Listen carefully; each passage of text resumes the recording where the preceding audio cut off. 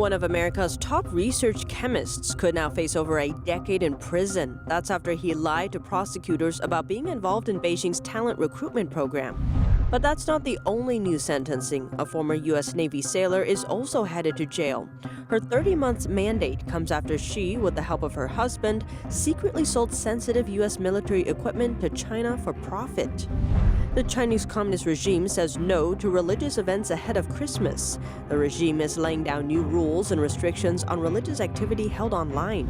Beijing is reportedly broadcasting millions of dollars worth of propaganda to the U.S. That's according to new U.S. federal disclosures. And dozens of Taiwanese officers have been convicted for spying for China in the last decade. Experts say Beijing could be trying to undermine the democratic island's military and civilian leadership.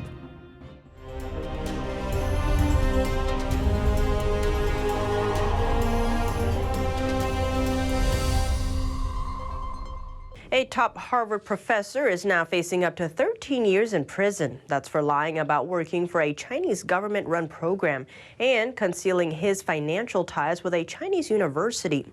The professor, Charles Lieber, used to head Harvard's chemistry department. He is a top researcher in the field of nanotechnology.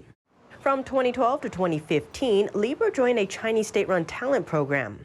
Beijing is known to use the program to recruit foreign talents and help speed up China's scientific and economic development. But U.S. officials have been raising concerns that the program could allow Beijing to get its hands on American technology and expertise. As for Lieber, after he joined the program, a Chinese university paid him a handsome sum of money. That includes a monthly salary of up to $50,000, plus over $100,000 for living expenses, and over $1 million to set up a nanotechnology lab inside the university. But Harvard didn't know about Lieber's Chinese employer. Meanwhile, Lieber's lab at Harvard kept receiving research dollars through federal funding. But these federal grants require scientists to disclose any foreign funding they receive, which Lieber didn't. Lieber told investigators he didn't join the Chinese talent program. Here's the problem. Even though joining a foreign talent recruitment program isn't illegal, it is a crime to make a false statement about it to the U.S. government. Lieber also failed to declare his Chinese income on his tax returns. A federal jury convicted Lieber of lying about his participation in the Chinese talents program and neglecting to declare his income from China. Lieber hasn't been sentenced yet. It's unclear if he'll face the maximum sentence time because he has cancer. A former U.S. Navy sailor is headed to prison for 30 months. That's because she, with the help of her husband, secretly sold sensitive U.S. military equipment to China for their own profit. According to a Justice Department statement on Tuesday, 37-year-old Ivy Wang is a naturalized U.S. citizen from China. She admitted to having used her official position as a logistics specialist to buy military gear. Her husband then sold the equipment to online buyers in China. In one case in 2018, Wang used her military email to order a device for identifying United States military personnel in the field.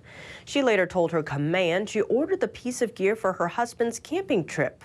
Wang also repeatedly tried to obtain top security clearance. Navy officers were alarmed to learn that she was compiling a list of the Navy's personnel records. The information she obtained, including service members' names and addresses. Wang isn't the only offender. Last November, a Chinese-American engineer who worked for a major U.S. defense contractor was sentenced to 38 months in prison. That's because he traveled to China, bringing information related to a missile guidance system with him.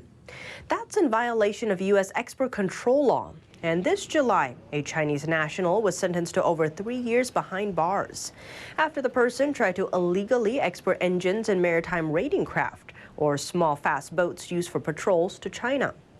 In a speech last September, FBI Director Christopher Wray said the Bureau was opening one new Chinese counterintelligence investigation about every 10 hours. Beijing's latest clampdown on organized religion is coming to fruition. New religion bans will take effect in March. Details on the new regulations were released on Monday, stipulating that no organization or individual will be allowed to circulate information on religious ceremonies without a license from China's religious regulator. Tightening its control on religious affairs is nothing new for Beijing, but these new regulations are the first of their kind, slated to target online activities in particular. The new rules were jointly drafted by 5 departments under the Communist Party, and officials released them 2 weeks after a national religious work conference. At the event, Communist Party leader Xi Jinping called for strengthening the management of online religious activity. The new rule says license applicants must be subject to Chinese laws, meaning state security authorities will, according to what they say, prevent them from colluding with foreign bodies to endanger national security. Anyone without the 3-year license will be cut off from any religious activities, including preaching, worshiping God or Buddha, chanting, attending Mass, or baptism services. Violators will have their online accounts deleted. Some local authorities in China have banned Christmas celebrations this year, citing the COVID-19 or CCP virus pandemic. Leading up to Christmas, it's hard for people in China to feel the holiday spirit, either online or in real life. Local authorities in some eastern and southern provinces banned all religious activities on Christmas. Insiders told U.S.-based outlet Radio Free Asia that local public security bureaus asked churches not to host any religious gatherings during Christmas. They said it was to prevent the spread of the virus. A county in eastern China's Zhejiang province let restaurants and movie theaters stay open, but shut down churches. Some are questioning whether the local authorities are targeting religious activities. Netizens on Chinese social media Weibo are also having a hard time finding pictures of Christmas celebrations this year. They say they only found pictures from previous years. Residents from a city in central China are facing another, even more strict lockdown. Reported virus cases are rising there. But this time, some people have been spotted trying to evade the harsh control measures. Let's take a look.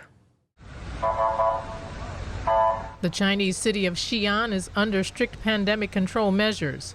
Normally, the city is home to rich culture and serves as a hot spot for tourism. It's known as the resting place of China's famed terracotta warriors. But now, over 13 million residents there have been ordered to stay inside as authorities cope with the new CCP virus outbreak, the infection that causes COVID-19.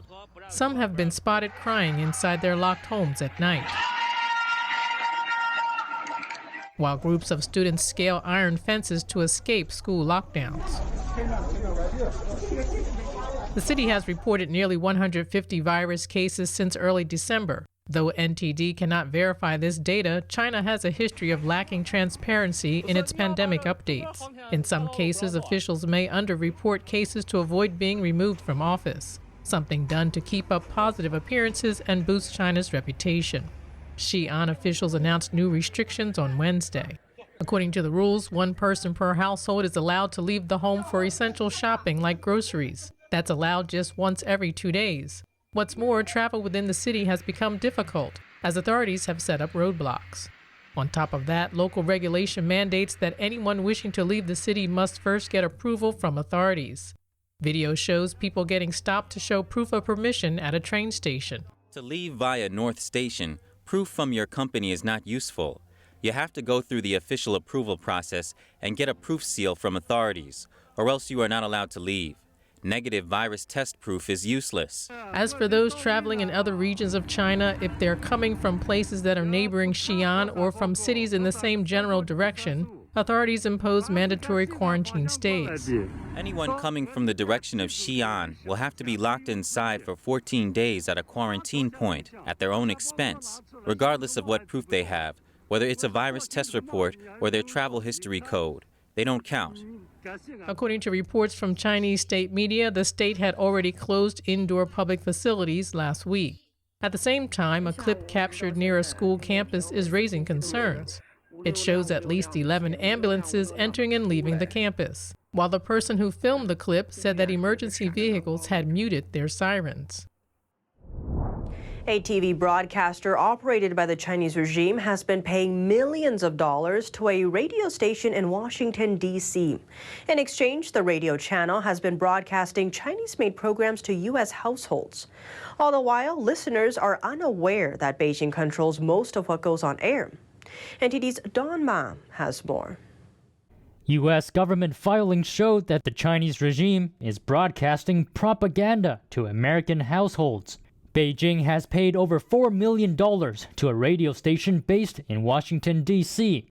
China's state-run broadcaster CGTN has been paying daytime radio station WCRW since 2019.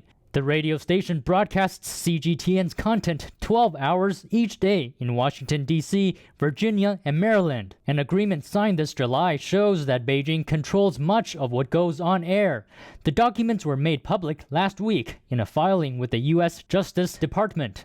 The agreement bars the radio station from altering or shortening CGTN's program content or inserting advertisements without permission. The contract is between WCRW and a bureau overseen by the Chinese regime's propaganda department. And CGTN is not the only Chinese state media that WCRW works with. WCRW says on its website that since the 1990s, it has also broadcast Chinese state-run radio, China Radio International. Don Ma, NTD News. China's espionage operations have reportedly reached President Tsai Ing-wen's security detail. 2 members of her security unit were convicted for leaking information about Tsai's protection to a Chinese intelligence agency. But concerns are rising that the operation could be part of a larger espionage campaign by the Chinese regime. NTD's Don Ma has more. In the past 10 years, at least 21 active or retired Taiwanese officers have been convicted for spying and handing over intel to the Chinese Communist Party. This is a result of the CCP's ongoing effort to snoop on Taiwan. The 21 officers were found guilty of recruiting spies for China or passing sensitive information to Beijing. In one documented case, a self-proclaimed Hong Kong businessman was found to have been conducting espionage operations in Taiwan for over 20 years. The person would reportedly try and recruit Taiwanese officers to spy on the island's military. To sweeten the deal, he would entice officers and their families with all expenses paid trips and thousands of dollars in cash. At one point, the Chinese regime spying even penetrated the security detail tasked with keeping President Tsai Ing-wen safe. Earlier this year, 2 members of Tsai's security unit were convicted for leaking information about her security measures to a Chinese intelligence agency. Taiwanese officials have denounced the spying efforts. We demand that the other side of the Taiwan Strait immediately stop such egregious political operations. We also warn the Taiwanese people that participation in such cross-strait exchanges is potentially risky. According to Taiwanese counter-espionage agents, these cases show that China could be trying to undermine the democratic island's military and civilian leadership, corrode its will to fight, and gain insights into its military defense planning. Despite the espionage operations, Taiwan's Ministry of National Defense says the island's counter-spying efforts have stopped China from infiltrating the Taiwanese military. Don Ma, NTD News. A report ranks the U.S. as the market most likely to attract investment over the next 3 years, while China has fallen out of the top 10. NTD's Juliet Song reports. Although global investors say they're less optimistic about the coming year's economic outlook, the U.S. once again ranks as the #1 market for new investment. That's according to a report from a global management consulting firm. Every year, the company asks big corporations around the world which market they're most likely to invest in. It then ranks the countries in an index based on investor confidence. The U.S. has made it to the top for 9 years in a row. This year, Canada and Germany took the 2nd and 3rd spots. As for China, the country used to be among the top 10, but it fell to 12th place this year. The report says this might reflect investors' concerns about U.S.-China trade tensions. Plus, many companies may be rethinking their international supply chains. Juliet Song, NTD News. Chinese companies have fully disappeared from the globe's top 10 companies by market capitalization, with the dropout of Tencent and Alibaba. According to the Quick Fact Set database, online shopping giant Alibaba ranked number 9 by the end of last year, while internet and game developer Tencent ranked 6th at its peak in February, but has since fallen to 11th place. U.S.-based tech giants now dominate the list, with Apple, Microsoft, and Google's parent company Alphabet holding the top 3 slots. As for companies headquartered outside the U.S., Taiwan Semiconductor Manufacturing is the only Asian company that remains, coming in at number 10 on the list. The value loss for these companies comes at a time of financial uncertainty for China. The Shanghai Composite Index once projected high hopes for the Chinese economy, hitting an all-time high in 2007. Back then, 4 of the top 10 companies by market cap were Chinese. But the tide has since turned, largely due to the Chinese Communist regime's clampdown on the industry and tensions with the U.S. In one case, another giant was delisted from the New York Stock Exchange after just 5 months. Rideshare service Didi Global. That's because the Chinese regime suspected the company could unintentionally pass along sensitive data to foreign regulators. And on top of that, the Biden administration is getting involved, imposing sanctions on a growing number of Chinese entities over concerns for human rights violations and national security. U.S. Secretary of State Antony Blinken says American solidarity with Lithuania is ironclad. This while the Chinese regime uses diplomatic and economic coercion against a European nation. Blinken spoke with the Lithuanian Prime Minister on Wednesday. He noted troubling reports that Chinese customs are rejecting Lithuania shipments. The secretary reaffirmed that the U.S. will work with like-minded countries in pushing back against China's coercive diplomatic and economic behavior. The Chinese Foreign Ministry rejected the claim on Wednesday and instead accused the U.S. of being the champion of economic coercion. Beijing said that if individual products to China encounter problems, companies can contact relevant authorities. Relations between Lithuania and China deteriorated in recent months. That's after the Baltic state allowed Taiwan to open a de facto embassy there, using the name Taiwan. 3 days after Taiwan opened the office, Beijing announced that China will downgrade diplomatic relations with Lithuania. Since then, China has also told multinational companies to sever ties with Lithuania or face being shut out of the Chinese market. The U.S. named 5 Chinese officials on Monday for undermining Hong Kong's democracy. The U.S. State Department is warning foreign financial institutions that if they do business with those officials, they would face sanctions. The 5 officials are from the CCP's Hong Kong liaison office. They are all deputy directors there. The U.S. accuses them of failing to uphold Beijing's promises to Hong Kong. This July, the U.S. Treasury Department already sanctioned 5 of them, along with 2 other officials at the liaison office. The sanctions include freezing their assets in the U.S. The U.S. has sanctioned a total of 39 Chinese officials since Congress passed the Hong Kong Autonomy Act last year. Now let's turn to Chinese telecom giant Huawei. Chinese intelligence reportedly hacked into Australia's telecom network using Huawei-made equipment. That's according to a Bloomberg report. The intrusion happened back in 2012.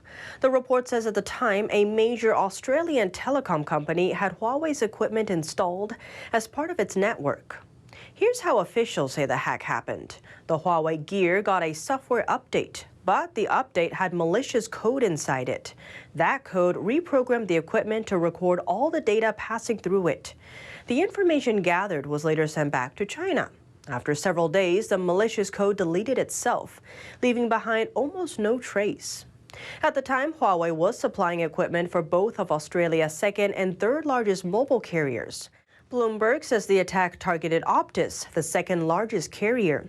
Optus maintains a close partnership with the Australian military. Both Huawei and Optus deny the hack. Australian intelligence officials alerted the U.S. to the hack in 2012. The same year, officials found a similar attack seemingly carried through Huawei equipment in the U.S. Australia and the U.S. have since banned Huawei from their 5G networks. Beijing is now clamping down on its e-commerce industry. It just fined a top shopping influencer over $200 million for tax evasion. One expert tells us it could be a warning to the industry as a whole.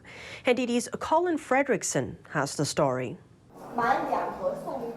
Chinese shopping influencer Huawei, also known as Via, the live streaming queen, has to pay over $200 million in back taxes, late fees, and fines. Chinese state tabloid Global Times says it's the largest penalty ever imposed on a live streamer. A shares have more than 4,000 listed companies, but only 241 companies pay more than $700 million in tax. In other words, in the case of Via's fine, it's higher than 95% of listed companies' annual taxes. China affairs analyst Tang Jingyuan thinks this is part of the Chinese Communist Party's, or CCP's, crackdown on local entrepreneurs. Officials openly announced that the government is tightening its belt, and the people need to be prepared for tough times. So in an economic environment like this, the communist regime will target a portion of high-income earners. This crackdown on rich social media stars comes at a time when Chinese leader Xi Jinping is determined to redistribute wealth as part of his campaign for common prosperity. Tang says Via's punishment acts as a warning to other top Chinese influencers. After Via's incident, at least thousands of live streamers actively went to the taxation administration to pay taxes. Tang says the hefty fine isn't just targeting one individual. Instead, it aims to tighten scrutiny of the whole live stream shopping industry. Officials are purposely targeting this kind of virtual economy that's attached to the internet. It's in the same direction as Xi Jinping's large-scale extreme regulations over big tech firms. According to the Quick FactSet database, Tencent and Alibaba have dropped out of the world's top 10 companies in market capitalization. Now there are no Chinese members on the list, partially due to the Chinese regime's tech sector crackdown and tensions with the United States. Colin Frederickson, NTD News. Via posted an apology saying she will cooperate and accept the tax authorities' decision unconditionally. Authorities are currently blocking Via online. Her accounts on multiple Chinese platforms are suspended, and her past live streams are completely gone.